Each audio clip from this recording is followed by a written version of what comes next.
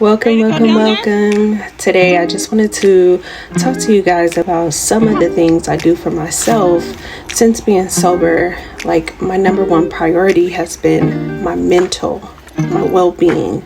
It's been a priority. So one, I practice self-care.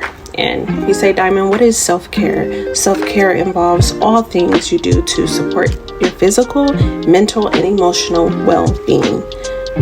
It's always important to practice mindfulness, not just with yourself, but with other people. In order to adopt a more positive thinking pattern, you must first become that. So you have to be positive.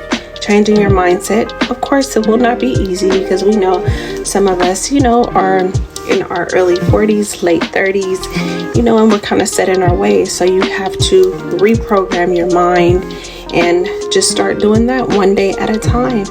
I appreciate you all for watching the content, and please make sure you like, share, and subscribe. And I'll talk to you guys soon. Peace.